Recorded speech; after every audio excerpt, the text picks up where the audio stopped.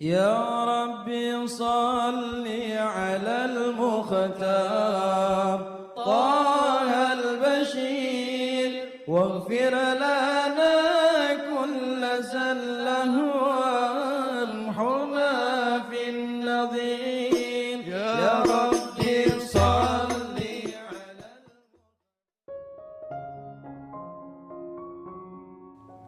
Bismillahirrahmanirrahim. Alhamdulillahirabbil alamin. Allahumma salli wa sallim ala sayyidina Muhammadin wa ala ali sayyidina Muhammadin miftahi babi rahmatillah adada ma fi ilmillah salatan wa salaman daimaini bidawami mulkillah. Assalamualaikum warahmatullahi wabarakatuh.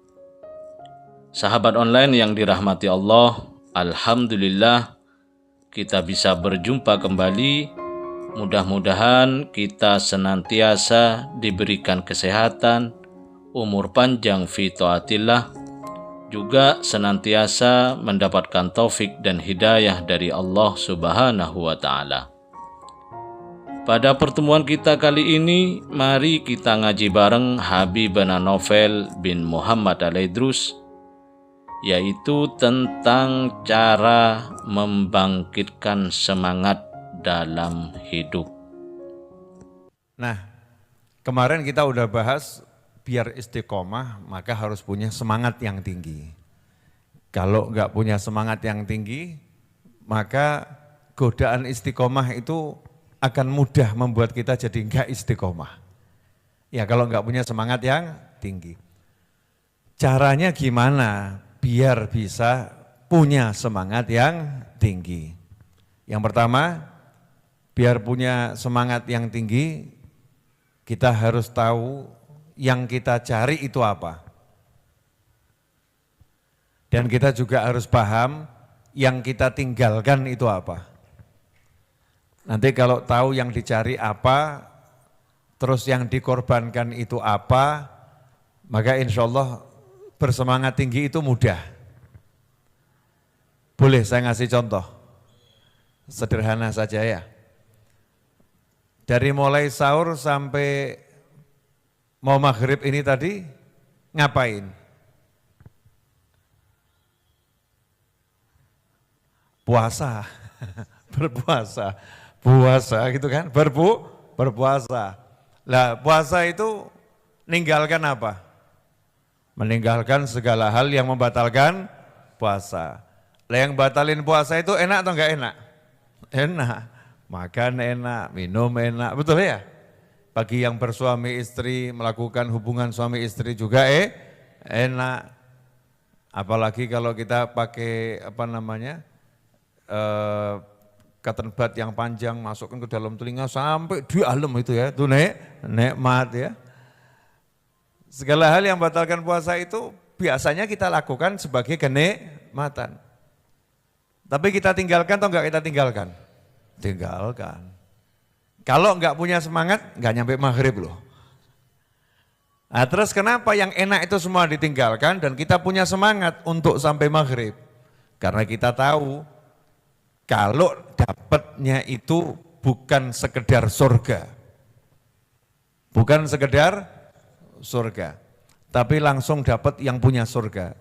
As-shaum li wa ana adzibih. Puasa itu buat aku sendiri yang akan membalasnya.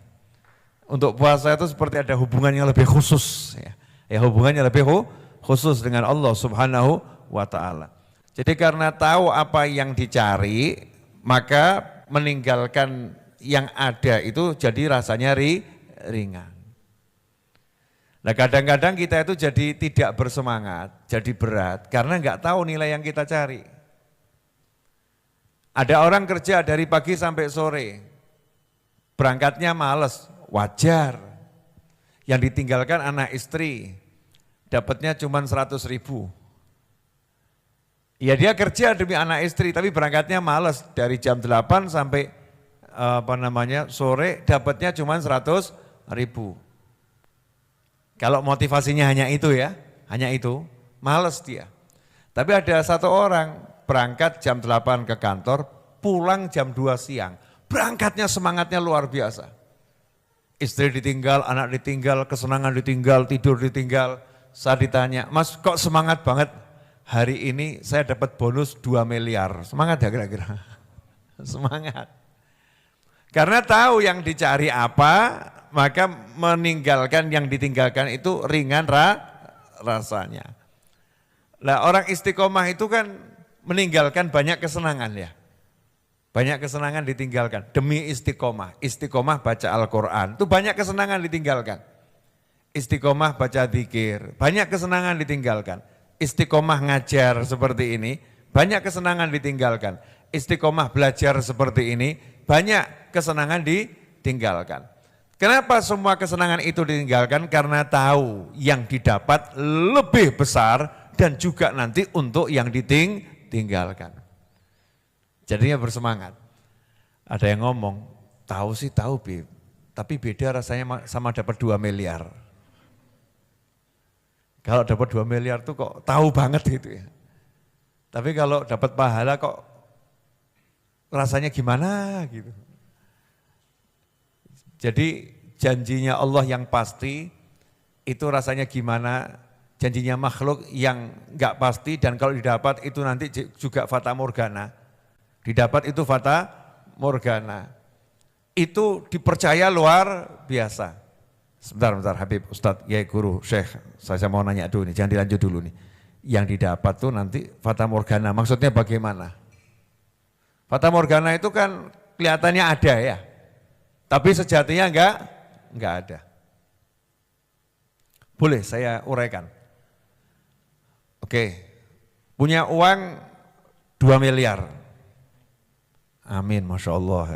Cepat jawabnya, Bab Fulus cepat amin ya. Barokah insya Allah, amin ya. Ya kita tambah barokahnya dulu, amin ya. Enggak pakai susah payah, enggak pakai masalah, insya Allah. 2 miliar ini kemungkinan besar enggak dihabiskan langsung 1 hari, betul. Berarti sisanya ditaruh di mana? Disimpan lah, entah di mana, disimpan. Mungkin dibelikan emas, mungkin dibelikan rumah, dibelikan mobil, dibelikan motor, itu kan simpenan ya. Disimpan itu. Nah yang disimpan itu milik siapa? Yang enggak jelas kepemilikannya. Kalau sudah digunakan baru milikmu, betul. Kalau belum, kalau kamu hari ini meninggal dunia berarti milik ahli waris. Kalau dicuri berarti milik maling. Kan gitu ya. Kalau kena bencana alam dan lain sebagainya, rusak, ya kepemilikannya ya enggak jelas lagi, hilang. Nah, terus berarti yang itu real atau masih tanda tanya? Walaupun sudah di tanganmu, real atau tanda tanya? Tanda tanya. Lah yang real yang mana? Al-ampla'u. Ini urusan duit ya. Kita enggak ngomong bab ibadah nih, urusan duit tadi, yang diemplok, yang diminum. Betul? Oke, lah yang kamu makan, kamu minum. Jadi apa? Mau berbuka ngomongnya enggak enak ya.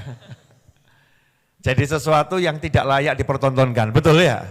Makanya disembunyikan di dalam perut. Proses keluarnya pun enggak boleh ada yang lihat. Bahkan kita pun enggak diizinkan lihat. Makanya tempat mengeluarkan ditaruh di belakang, di bawah. Dan prosesnya harus dodok. Itu Allah Ta'ala kalau mau nunjukkan ini barang elek, aja mbok delok ngono lho ya. Jadi kalau kamu berusaha lihat ya kurang kerjaan. Ya kurang kerjaan. Begitu keluar, dikasih aroma enggak enak. Untuk menunjukkan itu barang jelek, enggak enak, ampas, welek, wekmu, welek, ampas, mambu. Buang, sentor segera, betul? Telan bumi, jangan nongol lagi. Nongol lagi, kamu lihat bekasmu sendiri, betul kan? Saking jeleknya itu, kotornya. Jadi kamu jijik ya sama yang tadi 20 ribu, 100 ribu, 5 juta, tadi kan jadi makanan mungkin harga ada 5 juta, ada yang 100 ribu, ya betul ya? Ya. Jijik enggak kamu? Awalnya aja habis manis sepah dibuang. Berarti mohon maaf, ada atau enggak ada sebetulnya yang 2 miliar tadi? Enggak ada, yang ada ternyata cuman yang di bibir nih, di lidah. Yang lain itu fata morgana. Ya fata morgana. Lah ada di lidah, masuk dibuang, habis atau enggak habis? Habis. Berubah jadi energi, habis atau enggak habis? Habis. Lah yang enggak fata morgana apa? Janjinya Allah. Begitu kamu berbuat baik, langsung surga. Berbuat baik, langsung nikmat ini. Berbuat baik, dan itu ada, itu nyata, enggak akan hilang dan selama-lamanya. Jadi seharusnya kita harusnya lebih bersemangat gimana? Cari duit atau cari pahala? Cari pahala yang menghasilkan duit. Ini orang yang lebih cerdas ya, cari pahala yang menghasilkan duit, duitnya dirubah jadi pahala. Saya ngomong begini maksudnya, yang membuat kita bersemangat itu kalau kita tahu kita lagi cari apa. Makanya orang-orang soleh itu sangat bersemangat, sholat dari ba'dal isya sampai subuh, jangan kaget karena ngerti apa yang dicari. Barang siapa mengerti apa yang dia cari, maka ringan baginya untuk melepaskan apa yang harus dia lepaskan. Membuang apa yang harus dia buang, ringan. Hana alaih, akan menjadi ringan baginya. Ikhwani rahimakumullah. Sampai di sini jelas? Apa yang jelas? Kalau mau bersemangat, kenali dulu. Ya, kamu cari apa? Nanti di situ ringan mengorbankan yang harus dikorbankan. Itu ringan nanti. Makanya orang-orang soleh sangat ringan untuk ibadah. Karena tahu lagi cari apa. Ya, sangat ringan untuk sodakoh. Karena tahu lagi cari apa. Orang kalau sodakoh yang paham ringan. Yang enggak paham berat. Duh, uangku kurang. Yang enggak paham. Yang paham, aku lagi investasi. Saya kasih contoh nih sederhana. Boleh ya, coba perhatikan baik-baik ini. Saya punya uang 1 juta. Saya punya uang 1 juta, saya belikan sabun untuk nanti dijual. Namanya apa itu? Investasi, betul?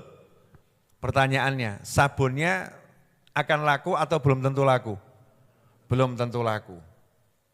Kalau laku bisa jadi untung, bisa jadi rugi, betul ya? Tapi itu disebut uangnya hilang, uangnya kan hilang nih, berubah bentuk jadi sabun, dan belum bisa dimanfaatkan karena memang bukan mau dipakai, itu mau dijual. Berarti saat itu uangnya habis, berubah bentuk jadi sabun, statusnya belum jelas. Tapi kita dengan bangga mengatakan investasi yang menguntungkan. Betul? Pertanyaan saya, sama-sama 1 juta, 1 juta semuanya saya sedekahkan. Uangnya pindah kemana? Hilang, uangnya hilang. Pindah jadinya apa itu?